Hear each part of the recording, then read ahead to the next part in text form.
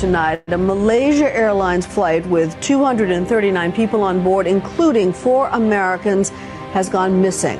At this hour, a desperate search is underway for MH Flight 370, which departed Kuala Lumpur at 12:41 a.m. local time and was due to land in Beijing at 6:30 a.m. Malaysia Airlines Flight 370 probably remains the greatest aviation mystery in history. First Officer Fareeq Hamid's cell phone was on and searching for service roughly half an hour after. Give us any information about what happened in the cockpit. We still don't know why the plane went missing or indeed where it ended up.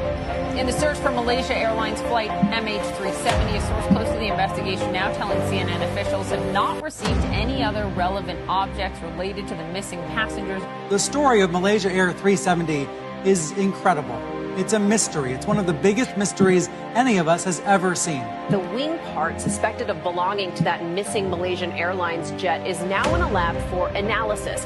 A team of international investigators hoping something on that piece of metal may finally reveal what happened to Flight 370. Tonight, what could be the key piece of evidence in the disappearance of MH370, now in the hands of investigators after arriving in southern France. The father of engineer Guan Huajin, a passenger on board the ill-fated flight MH370, clinged on to hope that she was still surviving out there. Retiree Guan Kah Heng will not accept the fact that his daughter was dead.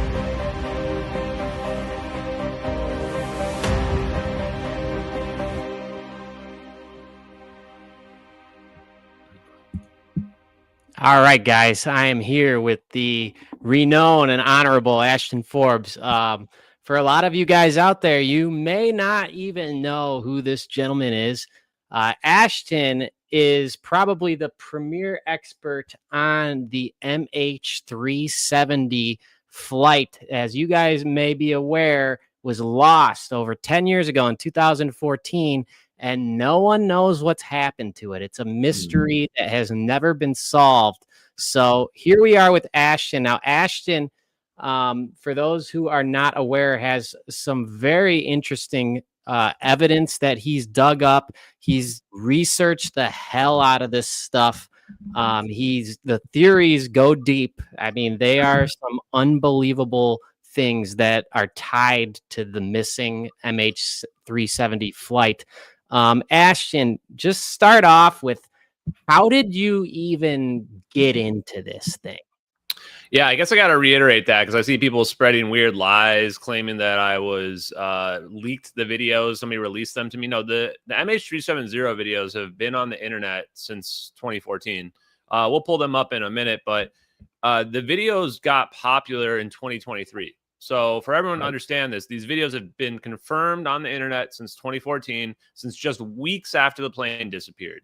In fact, one of the videos in the description says it was received March 12th, 2014. That's just 4 days after the plane disappeared. So the person that claims to have received these videos first, Regicide Anon, this anonymous account that had these videos, claims that they received them 4 days after the plane disappeared, at least the first video. Now, why it took them several weeks to publish it on YouTube, I don't know. We don't know. Maybe they just didn't get archived. There's no way to say for sure. But these videos in 2023 have reappeared on the social media site Reddit, on the subreddit UFOs. And still to this day, I've never seen a phenomenon like the 2 weeks after these videos reemerge. It's weird. It's almost like there was this awakening amongst people where they had seen these videos had been posted before, but they basically just been downvoted into oblivion, ignored. But I think that after we started to see like FLIR videos get finally publicly released, people understood that what we were looking at was actually consistent with real military capabilities. Right. It wasn't exactly like anything we'd seen, but it was somewhat consistent. Those are like those drones they have in the government has a massive amount of these flying around at all times. And those are taking videos of various stuff going on in the airspace. Is that what those are? Yeah.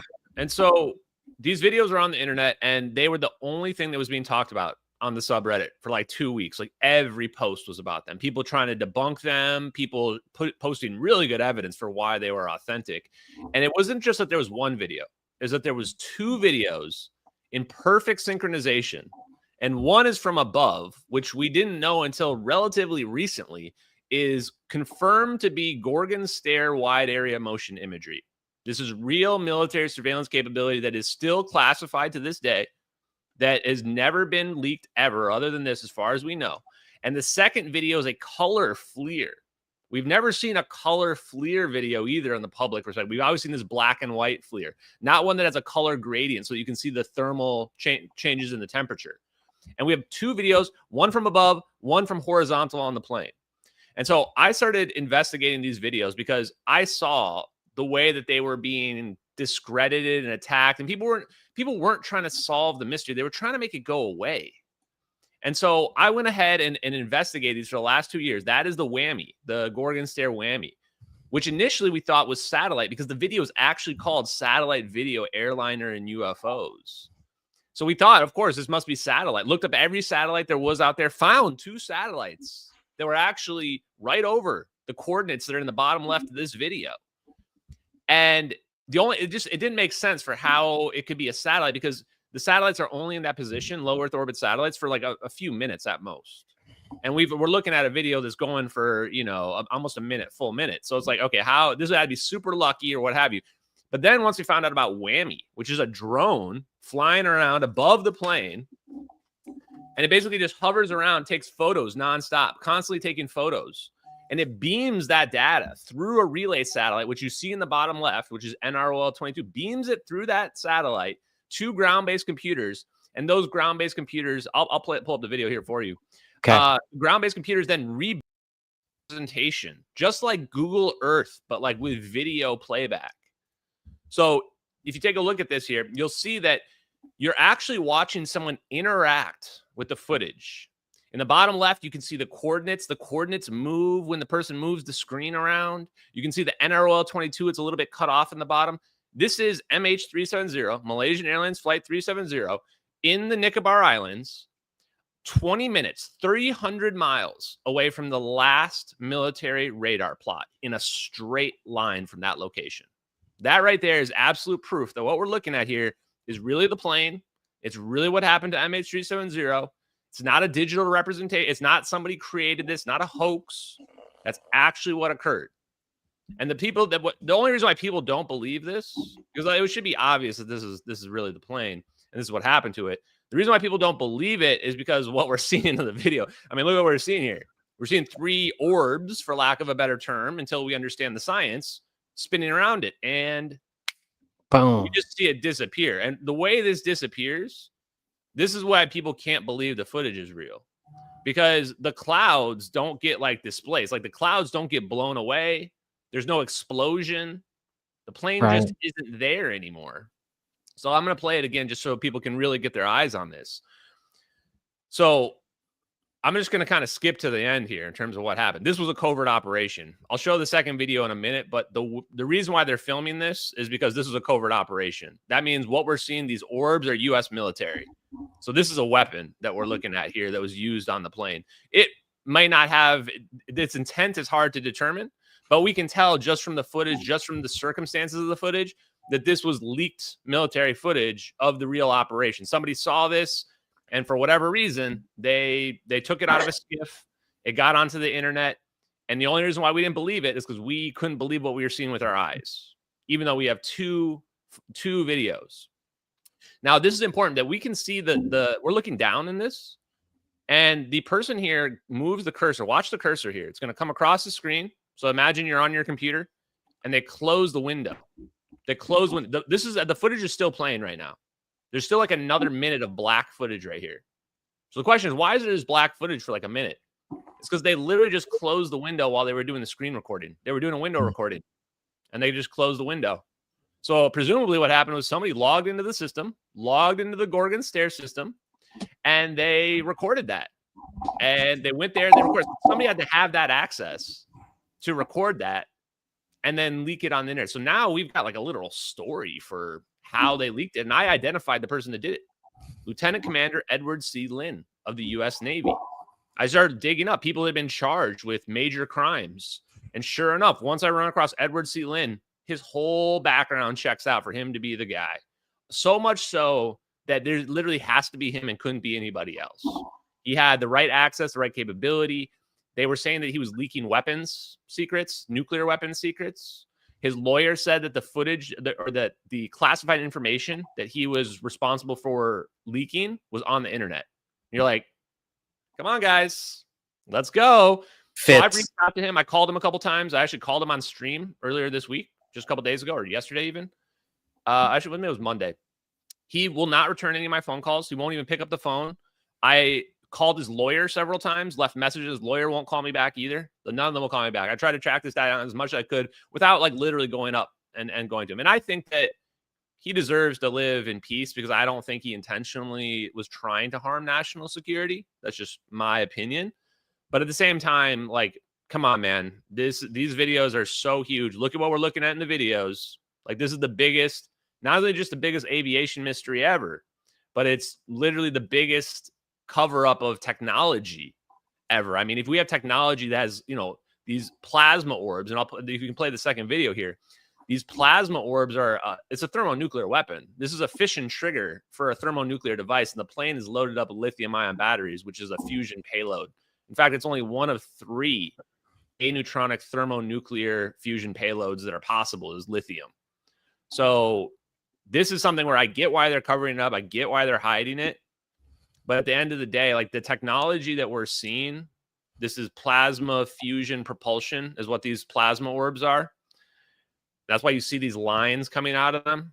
Is that this is a reverse field configuration, Spheromac. So this is the type of technology where like it's a crime against humanity to actually hide this because it means that they're hiding fusion from the world. Yeah, because I mean, for those who don't know, I mean, if fusion technology is basically the holy grail of energy generation, at least for the next couple hundred years until they could, you know, pull energy out of the vacuum from 0 point or something like that, which arguably they can do that too. So you think, you know, the reason this is so hard for people to believe is this, you know, it's so mind blowing for the average person to like be able to grasp and shape their worldview around the fact that we very likely have technology that's at least 100 years more advanced than like the average person thinks we're at right now. Tell us a little bit about, because I know you're balls deep into the tech aspect of this, the physics aspect. Tell us a little bit about what you think the technological capabilities that made this whole phenomenon and event possible. Tell me a little bit about that.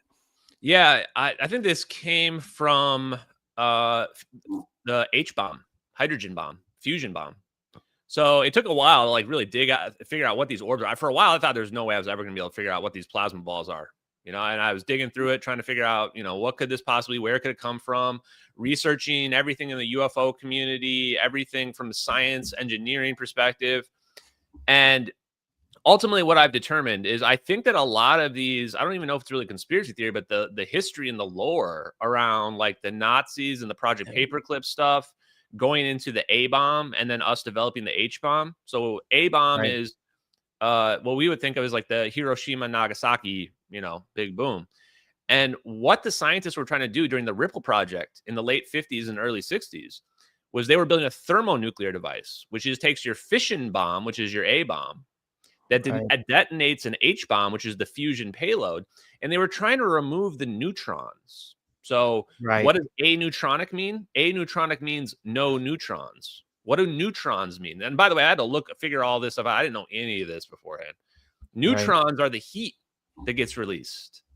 Neutrons are the radiation that damages, you know, people, melts people, gives them, you know, radiation sickness, etc. So if you remove the neutrons from a thermonuclear weapon, what are you left with? Right? This is a big question. What are you actually left with? So I think what you're left with is basically pure energy, pure electricity. And so what if you dig into like wormhole tech science, what you find is that there's something called the polarizable vacuum model, space-time metric engineering by Hal Puthoff. And the idea is that you can put a bunch of electromagnetic energy into a region of space-time and it will manipulate space-time, bend space-time as we would think. So that's what I think is going on here is that they figured out with the H-bomb, they made nukes that were million times, a billion times more powerful than what we think of as a nuke, from a bomb.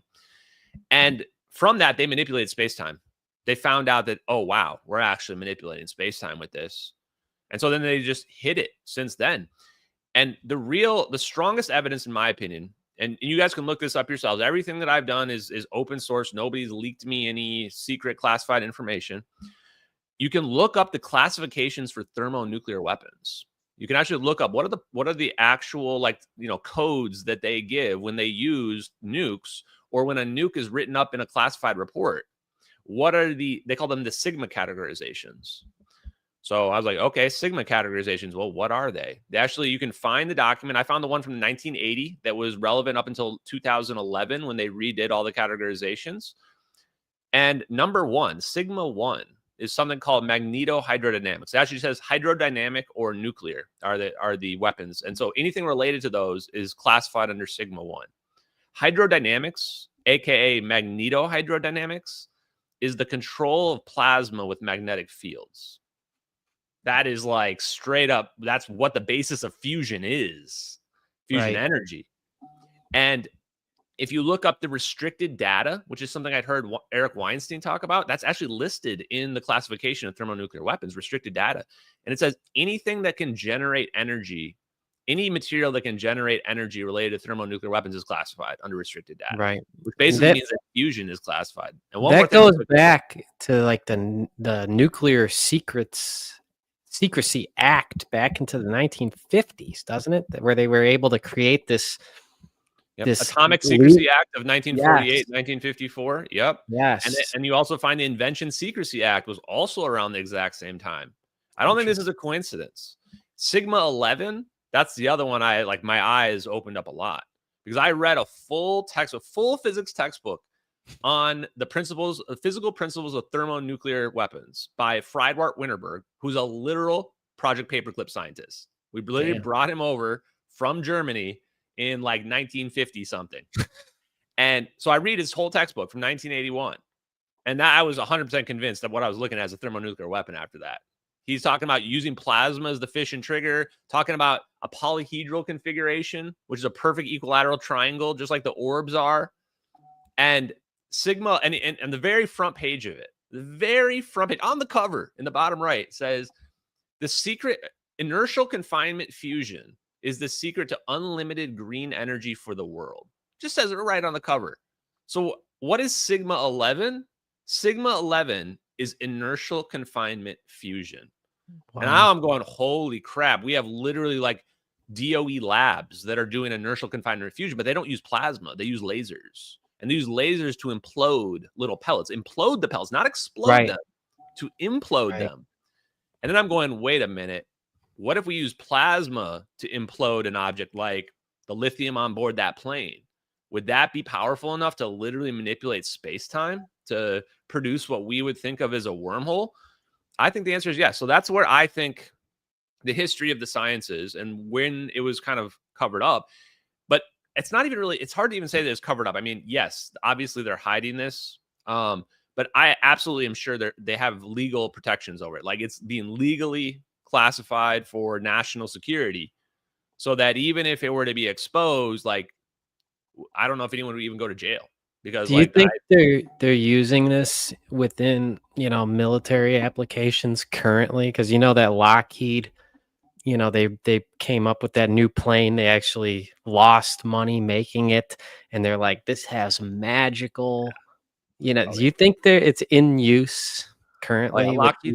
Lockheed is in my radar. They're in my sights. They're in my scope because I found Charles Chase of Lockheed Martin. Started at Lockheed Martin in 1986. He spent his whole career there. He worked with Ben Rich of the Skunk Works, the guy that said we have the ability to take ET home. He worked on the F-117 Nighthawk.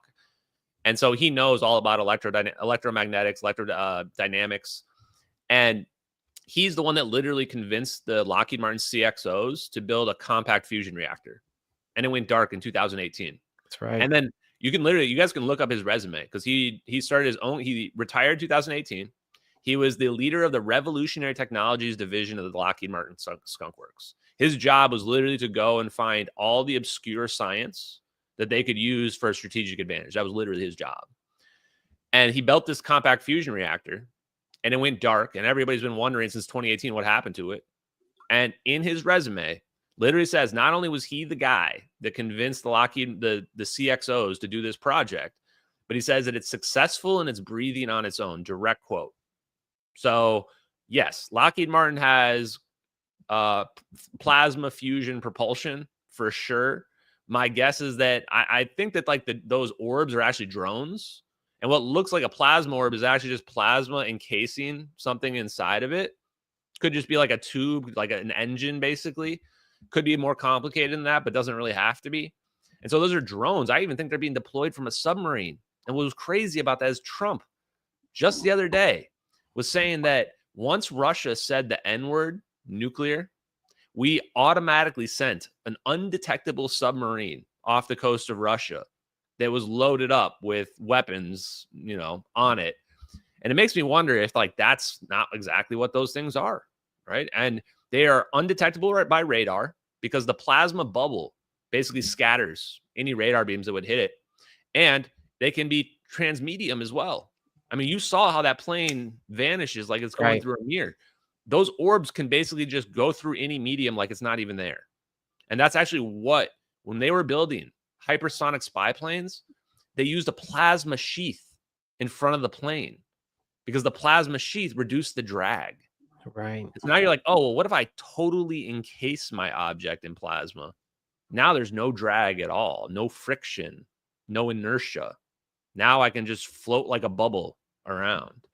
And so this do is you why think a lot of that, the sightings we see, because they've seen these things, you know, going through the water, going from water to air, going from air to space. Do you think some of these things are these clandestine, you know, black meta tech projects that, you know, is it all Lockheed? Are there other people involved? What are your thoughts on that? Yeah, I'm not here to pass judgment on what people believe with respect to, you know, aliens and what have you. My opinion is the vast majority of it is pretty clearly, obviously, clandestine black projects that are going on out there. I mean, anybody sees a plasma orb like that, you're going to think the aliens have invaded, right? So this is why I say, like, I've at least destroyed the whole Project Bluebeam thing. If there's a thing where they were going to, you know, use these for like a fake alien invasion, well, that's done now. Nobody's ever going to believe that anymore, because now I've just kind of exposed that, you know, we've definitely figured this technology out. But that doesn't mean that there can't be, you know, another, you know, it doesn't mean that we didn't figure this out from another, you know, alien civilization or something that crashed, or maybe there's underwater bases like some people speculate. I don't really know. Honestly, I don't even really care, but I'm not going to believe there's aliens on planet Earth until one walks up to me and you show me on TV or, you know, in front of me, frankly. I mean, because at this point, the deception is so gross that, like, you know, they would definitely use aliens to cover up that we've got thermonuclear weapons that can, you know, either annihilate a plane or teleport it from one location to the next. One more thing I want to say on that is that just because it's a wormhole doesn't mean that that plane came out in one piece on the other side. When I started looking into ER equals EPR, which is like quantum entanglement is the same as a wormhole, Leonard Susskind and the other crew that kind of came up with this, Juan Maldacena, they basically say that like a black hole could be a wormhole, but it sucks stuff in and it just kind of like spits it out. So it doesn't necessarily come out in one piece on the other side. And this is why I say, for the people that say, oh, well, they found some debris, I say my story is the only story consistent with that debris, because that debris was found in the wrong place on the wrong continent, thousands of miles away from where it should have been found. And so how did it get there? Yeah. You think, because I know like they claim to have found some pieces of the plane, but there's no, even in the mainstream media, there's no like, oh, this was 100% it. They're just like, this was probably part of it. And I know you did some looking into and some studying of like the currents of the ocean, and you're like, tell me a little bit about that, because there's always a person who's like, well, they found pieces of it, but it's like, yeah, if it went through the wormhole, that doesn't mean they still wouldn't find pieces of it. And then B, because and I think it's important to bring up, because this is what people, you know, they have in their mind is, well, we found this debris. So, but if you actually look at this map, let me see if I can. Yeah, okay, you guys can see that fine. This is really big. In the bottom right, or the bottom down here, you can see this yellow bar. This yellow bar in the south there, that's the search zone, okay, off the coast of Australia. The currents you can see are also on this map. You can see very clearly the currents go to the east from the search zone. They do not go to the west. People try to gaslight you. The search, you can just look at any map. Ocean currents go to the east where the search zone is at. End of debate. If you actually just do the math, it's physically impossible for the debris to have gone from the search zone to where you see some of these dots over here on the left, like in Tanzania or South Africa. South Africa, they found a piece of the Rolls-Royce engine with a big RR on it. So for me, like, I'm somebody that I don't throw evidence out. I want to explain, how does the evidence make sense? To me, nobody planted a giant Rolls-Royce engine cowling in South Africa. Like, it's got to be from MH370. Or it's not like random pieces of Rolls-Royce engines are washing ashore all the time. In fact, none have ever washed ashore in the last 10 years other than this one. So if you do the math, what you find is in order just to get to South Africa, even if it was a straight line, even if the currents went to the west, that debris to get there in 500 days, when the day they found it, if that was the day it showed up, this is like giving the most leeway possible to the drift scenario. It would have to drift 7.5 kilometers every single day in a straight line, meaning like if it goes the other direction one day, now it's got to make up that distance. That is 100% physically impossible. 100% physically impossible. There's no way rationalizing it. It's simply not possible. So what this means is that I believe that debris is all from MH370. I really do. I think it is. Even the part where they can, they only matched like a part number to it. It's like, people are right. It is kind of sketchy, but you got to explain that debris. Well, somebody planted all that debris in random spots along the coast of Africa. That doesn't really make sense. What does make sense is that planes simply just didn't go in the water in the South Indian Ocean. It went in the water somewhere else, or broke up over the water somewhere else, or ended up somewhere else. If you pull that up one more time, just for real quick, for one more minute, look at where Diego Garcia military base is. Super secret military base right in the middle of that. Is that USA military? That is U.S. military. That was relatively unknown before this whole saga. This is where a lot of the conspiracy theorists were claiming the plane was flown to this location. Is that an island? Yeah, it's an island. I think it's now controlled by the Mauritius, but it's the what's the full name of it? Diego Garcia Island. But it's actually a British island that we have rented out for like 100 years or something like that, and nobody's allowed to go there. No commercial flights, can't go there. So look at where the currents are relative to that location. That is a much, much better spot. So my belief is that the plane either ended at Diego Garcia, or they ditched it in the water near Diego Garcia. And that would explain why we only found a few pieces. Because like, what was that? 5, 10, 20 pieces of the plane? That's nothing. That's nothing. A Boeing 777 has 3 million parts, 3 million components to it. So yes, we should have found luggage, bodies. We should have been finding inflatable devices. We should have been finding all this stuff. Why didn't we find all that? So either they took the plane, landed it, removed the bodies, removed the people, whatever it is, removed the stuff from it and ditched it, or there needs to be some other explanation that makes sense.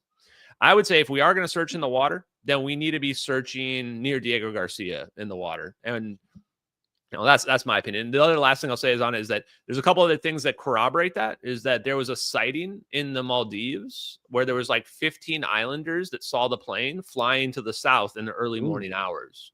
They have a very detailed, and it's not, again, not 1 or 2 people, 15 different people on a very primitive island that don't see jumbo jets flying over very often. Right. And those people saw the plane. And there was a weird post that is hard to explain, but claimed to be from Philip Wood, the American passenger, posted on 4chan. There was just a black photo and had coordinates of Diego Garcia in it, saying that I'm being held prisoner by a military organization. Maybe I've been drugged and I can't think clearly. I'm starting to think now that wasn't even Philip Wood that was doing that, but that was like China or one of our adversaries that put that out there so that people would draw attention to Diego Garcia because they knew that the United States was responsible for the plane. That's crazy. What do you think is, the intent? I mean, I know you don't like to go there, but if you had to hypothesize, what does Ashton think about the intentions behind why they would do that to begin with? You know, that's what I can't wrap my head around. I mean, I'll be 100% honest. That's the question I want to ask the government, Right. military, like, because I can't wrap my head around it. Like, I can't wrap my like. And there was a letter that I think is now legitimate because it explains the science that I didn't even know at the time. Explains the orbs, all the technology, and I didn't even know. Even explains it. Even says, which is crazy, that we figured this technology out in the 60s and we've been using it to control the whole world. And I didn't even realize that we figured the H-bomb out in the 60s and that this could all be connected. Now I'm going, oh, crap, this letter to me was real. And it would kind of make sense because there were intelligence people that were like leaking information to like the family members. I think they felt guilty. Like the French father was told that two American AWACS were in the area and that the Americans know exactly what happened to the plane.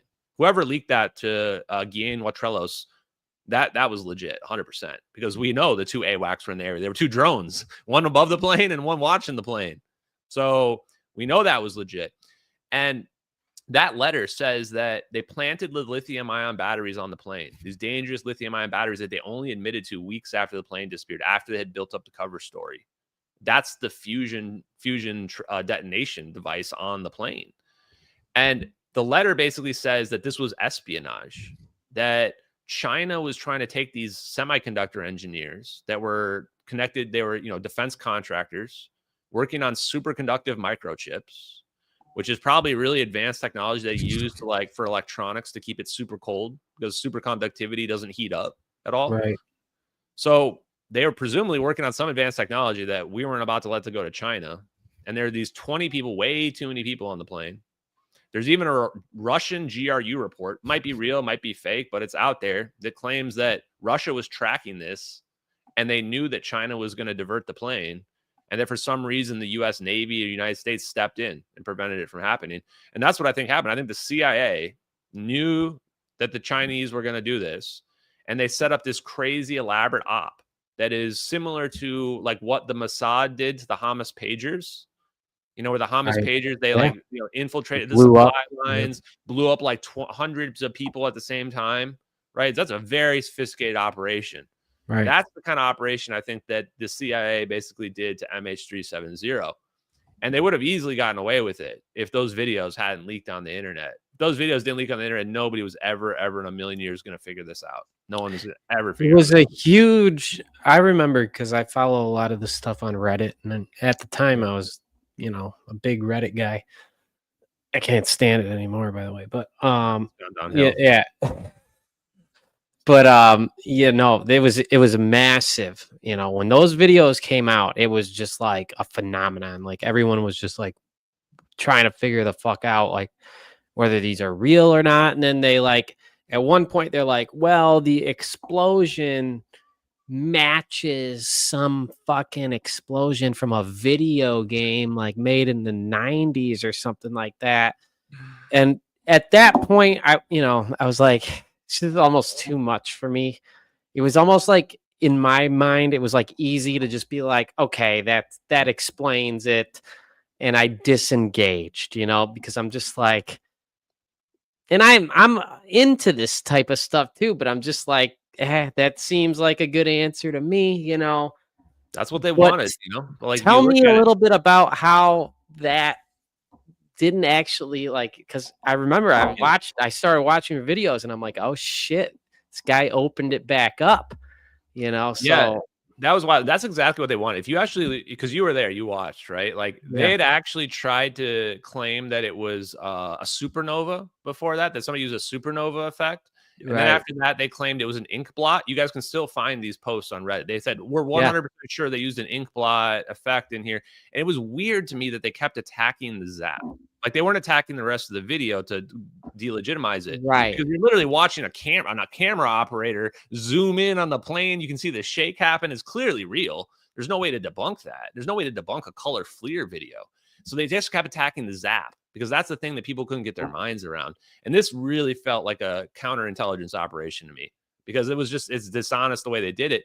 And the moment, if you look at the replies, and then they found this like a 1 day old Reddit account, Icy Slide, I still remember, post that shockwave effect. And they claim, oh, this video killing time video game from the 90s. They use this shockwave effect here. This is it. This is a perfect match. That's it. Case closed. All the comments are going, oh, this is over. Thank God this is over. Thank God this is over. And then the Reddit moderators immediately step in and shut down the whole conversation. No more posts are allowed about the conversation. Why would you not allow posts about it anymore? You're like, sorry, this is debunked. No more posts are allowed. And now we're going to make it so that you have to go and you have to talk about it in a mega thread. And then a few days later, decide the mega thread's also going away. And now you have to go to a different subreddit if you want to talk about it. And by the way, we're not going to tell you, but the literal debunkers, the people that debunk the videos, those are the moderators of the new subreddit. I'm not even making this up. So it's so typical. Pull up the video I just pulled up here. Yeah. I overlaid that effect. Actually, it wasn't even me. Other people did. They overlaid it. That's the actual video game effect. They're claiming matches the video. They're claiming that this is a pixel perfect match, which of course it's not. You can tell this is the only frame that's even remotely close. The rest of the frames aren't even remotely close. Right. This one, just look at the middle. The middle is not even the same, not even similar. Right. So what they did was they only showed you like a quarter of the edge here on the right, and they twist it so that the edge is kind of aligned. And then they go, this is a perfect match. But they never once will show you the full effect. They never do that. And the other thing they never did was they never did any kind of like actual, like just, okay, if you say that's a pixel perfect match, just put it in some software. And they have pixel comparisons that you can do. Show me how many pixels match. This is why Danny Jones, who's just a big scumbag piece of shit. Sorry, he is. But this is why when he's like, he does this weird confrontation of me during our thing. And I'm like, it doesn't match. And all I just say is, how many pixels match? And it just completely makes them lose their minds because people that are like woke people, they hate the truth. And when you confront them with the truth or actually like something that's provable or falsifiable, they just completely shut down and they get angry. And if you watch that interview, and I suggest people to watch it, Danny Jones has a complete meltdown over this in front of me. And he starts to gaslight me like, why are you upset? And I'm just perfectly calm. Like, I'm not upset. I knew I was ready for every debunk thing you might pull up, right? Why don't you believe these people? They're VFX experts who did no analysis, who didn't have any forensic analysis ready to go, who couldn't tell me how many pixels match. Like, I'm sorry. I'm just not here to coddle people. I'm not here to make people feel good. You got tricked. Simple as that. There's a thing, there's a psychological thing when people want to be able to explain it away, right? Because it's like, okay, like just like how I said when I like heard that explanation on Reddit, I was like, okay, thank God. Like, it's like they want to be able to be like, okay, it's fake. Like then now I don't have to like wrap and reinvent my entire fucking worldview around the fact that like, because what else does that mean? Like, if that happened, every fucking thing I think might be true is now called into question. So, there is a propensity for people to seek the comfort of a explanation, whether it is actually reality or not, and unfortunately, people who fight for the truth, they come up against that type of stuff quite a bit. Well, let me address one more thing on that, because it's not even just that too, is that the other part of it is that there are people that have made their entire careers and their personalities around being debunkers. Like Mick West is a great example in the UFO community. And these people, like if those videos end up being real, it turns out that their whole lives have been a lie, but they've also been fraudulently debunking things that are real, that are out there, that are consistent with those videos as well. So they actually have skin in the game. Like these people actually need those videos to be fake, because if not, their lives are over, their careers are over, their credibility is permanently destroyed. I mean, Mick West, he refused to actually even address those videos until like 10 days after they were already super popular. Why? He's like, oh, because they're just so obviously fake. 2 military videos in perfect sync are obviously fake. The only reason why he didn't address them, if Mick West is not a counter intel asset, then he's the dumbest person on the face of the earth. He's one of the two. I don't know which one he is, but he's 100% confirmed one of the two of those things. So this is the thing, is you have to realize is that the people that are out there that are the debunker people that have been trying to make these videos go away, they have skin in the game. They have skin in the game. Go ahead. Absolutely. So I know you to what I've read, what you've said, you think Lockheed is probably, because a lot of the people watching, they might not even understand. I know a lot of your people are watching, a lot of my people are watching, but they might not understand that like a lot of the technology, because there's a crash retrieval program, run by the government. Now, whether you think the crashes are alien or whether they're just like human technology from black projects or whatever, then they take these technological things that they gather and they have outsourced them to corporations like Lockheed. Do you think it's all Lockheed, or do you think there's like Raytheon? Is there other? Yeah, they're How all many? implicated, all of them. Like General Atomics with the drone. The Okay. color FLIR is almost certainly a Lightning G4 by Northrop Grumman. Okay. I can't directly link Raytheon to this, but they're involved too. It's like literally all the defense contractors. That was the scary part. It's like all the defense contractors are implicated. And what you start to realize is this, I didn't used to believe in this idea of the deep state, but now my interpretation of deep state is like add the defense contractors with the politicians who are their friends who are in the know. And now you're starting to build this group, and then people in the military, generals and other people that know about this technology, that then they become the board of directors of Lockheed Martin, or they become advisors to Sierra Nevada Corporation, who's the one that produced the Gorgon Stair footage. And you're realizing there's everybody's hands are dirty. Everybody's hands are dirty. It's all a big corrupt thing. Even the fusion companies that are coming out, Commonwealth, Helion Fusion. Right. If you go look, they all started from like Department of Energy funds. And then like Helion Fusion specifically, one of the first investments was Mithril Capital, which was Peter Thiel's company, who's 100% connected to the CIA. So you're starting to realize like, oh, okay, I see what's going on here. They know what technology is coming out. They know what we've already had. And they're just basically the public face of this technology that the government is allowing to be slowly dripped to us. And when you look at it from that perspective, it's honestly pretty sick and gross. And that's what I really want people to take from this, is that, we are basically living in a manufactured civilization where, just like you said earlier, this technology probably wouldn't have been revealed for like another 100 years. Right. That's how far out it really is. And they're just waiting slowly for, even the Nobel Prizes are bullshit. Like these Nobel Prizes, you might as well just be handing out Nobel Prizes to people like at random, whoever you want, because all the stuff's already been figured out behind the scenes 20, 30, 40 years ago. You're just giving it to whoever's in the know that's, okay, your turn to win the Nobel Prize for this thing that we already invented 20 years ago. It's just a big scam. Now, a lot of it, I've often thought about, like, how do they rationalize doing this stuff? Because, like, how, like, the world currency backed by the US dollar, it's based on oil. They have, like, the petrodollar and stuff like that. Like, oil all of a sudden isn't needed anymore.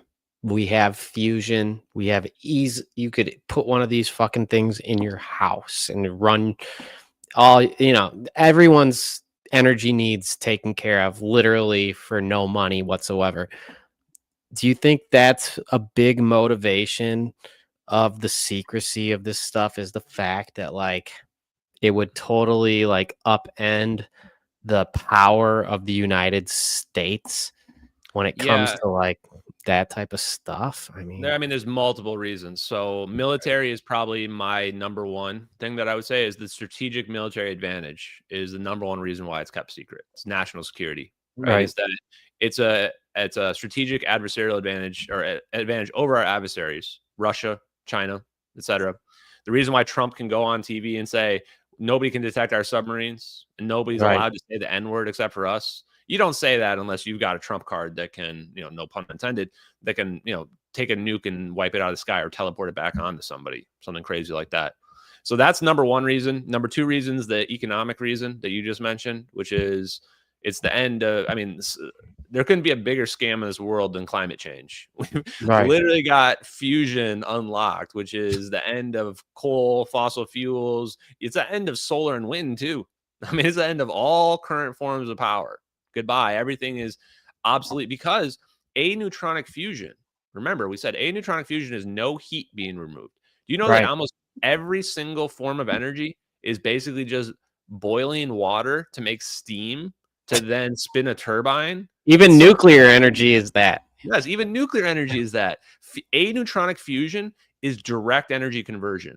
That means we're directly taking this fusion mechanism and we're getting out of it literally electricity in its purest form. It's the most efficient form by far. So it would obsolete everything. So that's the second reason, because, you know, it's not just the defense contractors. It's also big energy.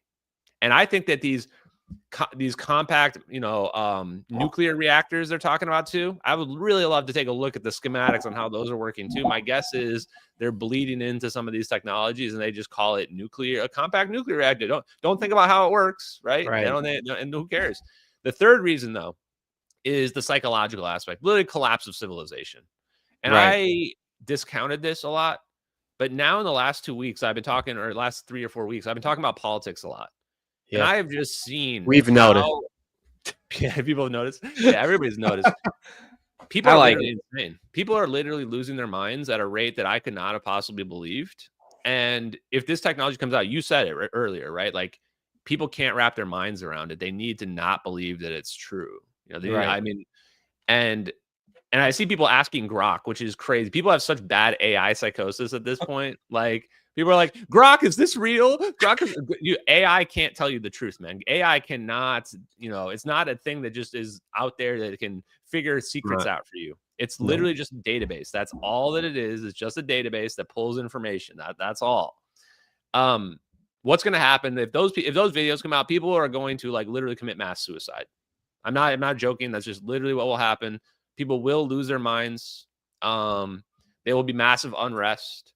So there's actually like the collapse of civilization is the third significant reason for why they cover this stuff up. People just mentally cannot absorb this information. I used to discount that, but now I look around and I go, that's actually rising up the ranks in terms of reasons why. And if anybody doesn't believe what I'm mentioning here, Hal Puthoff literally said this to Joe Rogan. He's got this story about in like the early 2000s or something like that. He was called into the Pentagon or to Washington with a group of other, you know, elite people. And they were asked if, like, what are all the negative and positive repercussions of disclosure?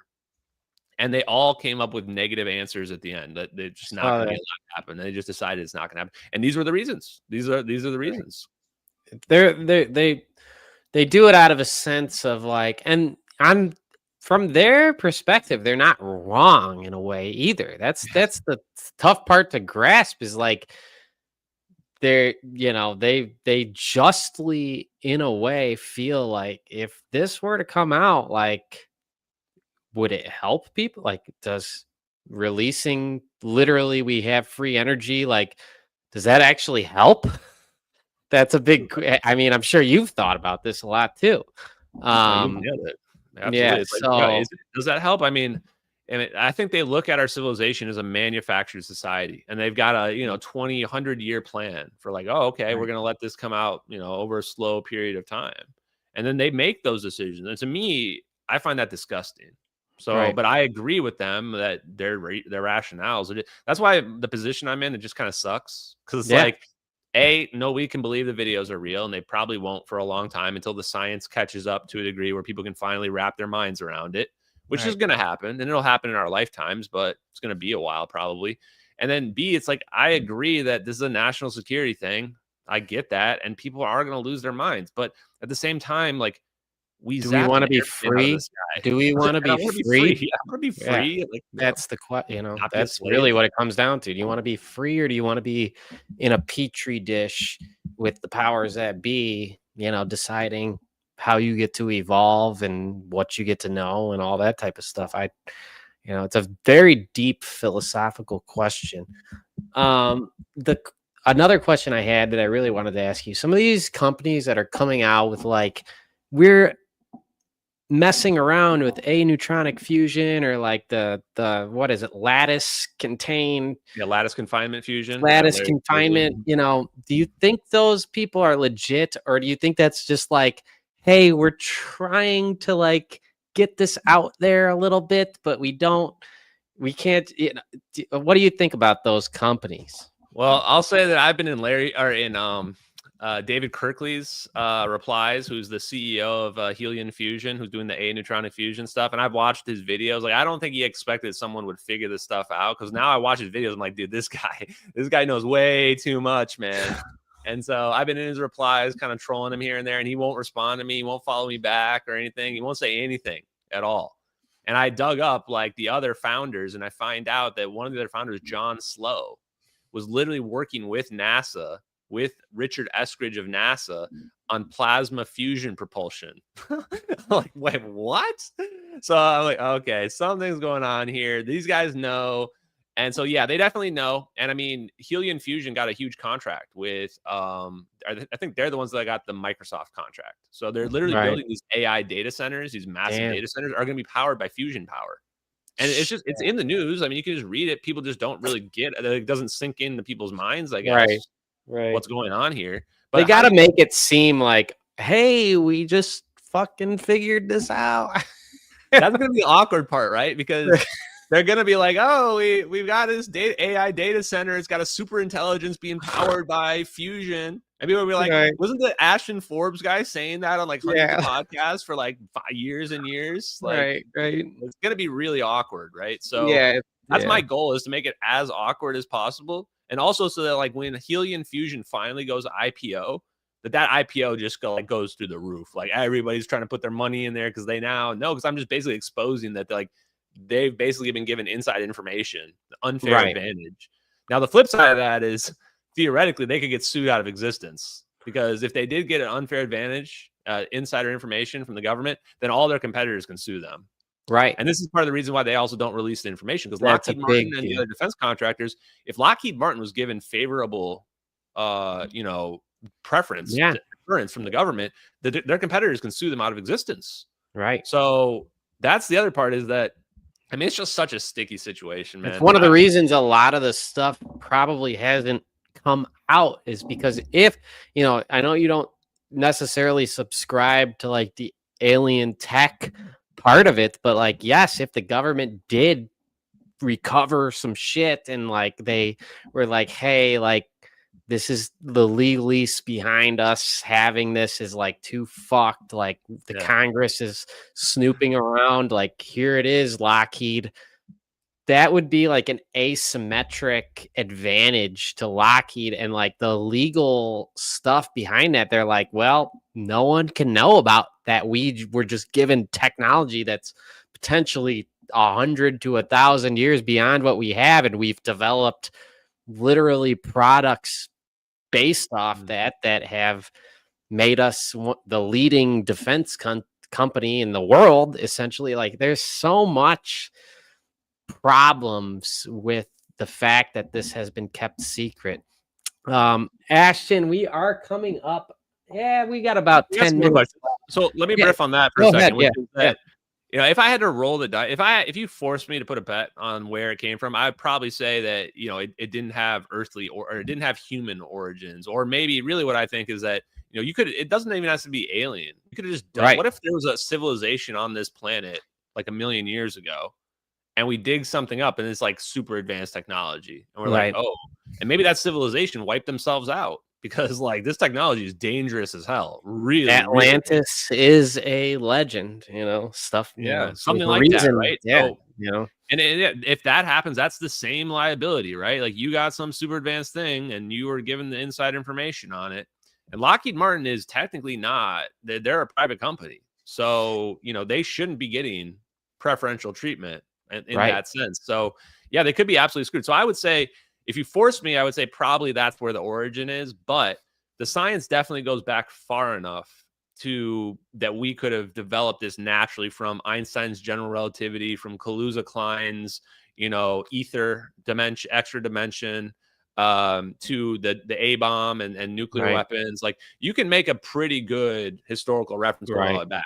The things that become hard to explain, which is what everybody attacks me over, that are the true alien heads, are like, well, what about the Foo Fighters and some of these old sites and things that were seen in paintings and what have you? And what I tell people is like, look, anything before, video, before like modern photography, you can't really put a lot of stock in it. Somebody painted something on the wall, that doesn't mean that they were looking at aliens or whatever. So it's hard to say, but the other connection would be like the ancient history type stuff, like the pyramids, the Sphinx. Like, how old is that stuff? So the thing that I like to keep my ear to the ground on is like, how old is humanity, civilization? Like, when I was younger, we used to think that modern humans were only like 25,000 years, Yeah. something like that. Then it got pushed back to like 100,000. 300, yeah. And then recently it was like the Homo nideli or whatever it's called. I can't remember the exact Yeah. name, but they were found like several 100,000 The years old. Denisovans and Yeah, exactly. And now I think just recently, I think I saw something about like they're claiming there was a skull that was found that's like 1,000,000 years old. Yeah. So the real question to me is like, how old is our civilization really? And could it have been that there was a previous civilization that was more advanced? Like maybe the pyramid Right. really was some kind of weird power plant. It was like a piezoelectric power plant, Right. not just a tomb. So Right. Now, I think it's interesting, the alien aspect too. I kind of agree with you on that. I do think that there may have been there's things that don't to think that humans went from candle light 150 years ago to literally zapping planes out of the sky with the wormholes. It's like either there's something we don't understand about evolution. There's like some type of like thing that can happen, and like all of a sudden a species can go from like mild intelligence to just like there could be like some evolutionary thing that happens that, but was there was there an external thing that came in and maybe jumped it or jump started? I mean, there's some weird stuff. There's a bottle, when they look back at the human genetics, they're like, well, it looks like all modern humans came from like 1,000 people at one point, and like the ice age killed everybody off, and everyone's comes from. I'm like, well, what if they just genetically engineered people, and like, wouldn't that produce the same kind of effect as a bottleneck of people getting killed off? Because all of a sudden you just have like 1,000 people that are just genetically, I don't know, but there's some weird stuff that has gone on, and the idea that you could go from, even if you don't take into consideration the MH370, or you don't believe in the fusion and that the government has all this complex technology beyond what we know, going from candlelight to even just iPhones in 100 years, it just doesn't seem to add up. I mean, what are your thoughts on it? Do you think about that? I'm sure you have, Oh, 100%. I mean, Yeah. and that's too, I like to compare that to the videos themselves, because you look at those videos, and even I saw one of those videos in 2014 because I was just kind of interested in what happened to the plane. And I remember seeing the color FLIR video, and I remember just dismissing it, just like everybody even still dismisses the videos. Like, what? Well, I didn't even know back then what I was looking at. It didn't make any sense. That's why when I saw the videos in 2023 and I saw the second video in perfect sync, I was like, wait, what? I was like, this is weird. And I was like, is that FLIR that I'm looking at? It's essentially the equivalent of giving a caveman or somebody in the Middle Ages an iPhone, right? They're going to get that iPhone. They're going to definitely think that you're a witch, and they're going to burn you. Right. Something like that. Right. And even if you could have, even if it was on and they could use it, the moment it runs out of battery, now it's basically just a brick now, right? So I think that that's kind of the equivalent of the technology that we've got now, which is like, it's too far for people to be able to comprehend. And if we found it in the past, it would have taken a while for us to really reverse engineer it all, because our material science that we need to be able to produce it needs to catch up. We got to be able to make little microprocessors that are, smaller than like Right. the head of my nail, basically. And I think too that I always think about JFK's moon speech. People should really listen to that speech, because he says, if you take all of human civilization, the 50,000 years of human civilization, and you boil it down to like 100 years, it's incredible how far we've advanced and how far we've come in such a short period of time, especially in the last 100 years. Yeah. We've gone in the last 100 years from riding around on horses Right. to now we're about to hit super intelligent AI, right? And fusion power. And you go, does not feel organic. It Like, does this not. feels like we are just on this exponential curve, and we potentially are looking at post-human civilization here in the future. So yeah, absolutely, I agree with you on that front. One other thing I want to bring up too is like Bitcoin and encryption. Encryption's been cracked. This same quantum technology can crack any encryption on the face of the earth. The CIA Right. has technology that will crack any encryption. So for the people that think that, like, you know, your crypto is secure, or, you know, whatever your encryption is because you've got the super 384 billion bit encryption, no, it can all be cracked instantly. So I just want people to understand that aspect of it. And I also want them to fact the other thing too is that the same quantum technology essentially can go right through walls. So they can map, like when Trump said yesterday, or was it yesterday, a couple days ago, he says we can detect every submarine instantly. Think about what that means. You know that electromagnetic waves can't penetrate salt water. So how are we detecting those submarines anywhere on planet Earth? Oh, because we've probably got satellites that basically are like the Dark Knight, where they can just map anything and you can basically just see anything, even in buildings, even underwater. We can detect everything.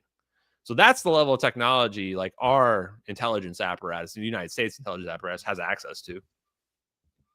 Absolutely. You know, I'd love to have you back on one of these times, Ashton. We could talk about some of these technologies that go even beyond the MH370, you know, because I know you do a ton of research, you know a lot about encryption and all other sorts of technology, but is there any other last words you want to leave the audience with? Any Yeah, I want to play one farewell? last thing here, which is something that just came up like less than a week ago, which is that not only do I have 2 confirmations, private confirmations that confirm that the one video is Gorgon stare wide area motion imagery, but Stephen Diener just interviewed an intelligence insider who uses a pseudonym because he doesn't want to use his real name. He's afraid of the backlash.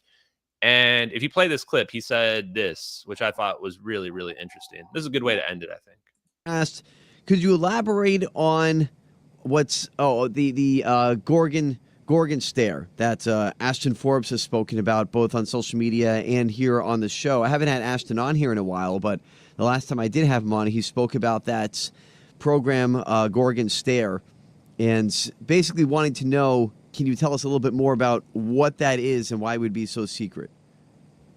Yeah, I can't. This is the part. This is the part, by the way, where I said I'm not sure you're going to be able to answer it if it's really in your wheelhouse. I figured you would know about it, but I figured you probably can't talk too much about Gorgon stare. But I mean, can you say anything? Yeah. No. Nope. Fair enough. But it is real. It does exist. Yeah, I would say that Ashton's very good at his research. Okay. Wow. There you have it. That's crazy. Wow. To me, that's crazy. Who was that guy? Who was that guy? Is an intelligence insider that goes by a pseudonym. So it's not his real. Anthony Williams is not his real name. I spoke to Stephen Diener, though. I mean, the first thing I did was I hit up Stephen Diener, and I'm like, dude, what? And he's like, I can't tell you much, but he's like, I vetted his background. He's 100% legit. And I know Stephen Diener's a honest, real guy. So, you know, that means that guy's a real intelligence analyst. And this is what I point out is that thousands of people know that's Gorgon stare. Not like a dozen, like thousands of people. Anyone that's seen Gorgon stare, they know that's Gorgon stare. And what this means, I thought that was very revealing because it means that it's still classified and it's so secret that even the people that know about it can't say one word publicly about it. Because if they say one word, they're going to prison because they're breaking their NDAs. So I thought that was crazy. The other last thing I'll say is that literally Dan Bongino, the deputy director of the FBI, just followed me yesterday. Do deputy directors and generals like General Flynn, do they follow random kooky people that are posting fake videos on the internet? I don't think so. But I'll just leave it for the people to decide at the end of the day. So thanks for having me on, though, today. It was fun. No, thanks a lot, Ashton. Appreciate having you on. Always great to have people on from your area of the world, and with this type of study and this type of topic, I would love to have you on again. So appreciate you, bro. Have a good night. Thanks everybody for watching. We had 2,500 viewers on this. My crypto friends, I'm going to be doing more of these. So Ashton would love to have you back. Sounds great. Thank you. All right.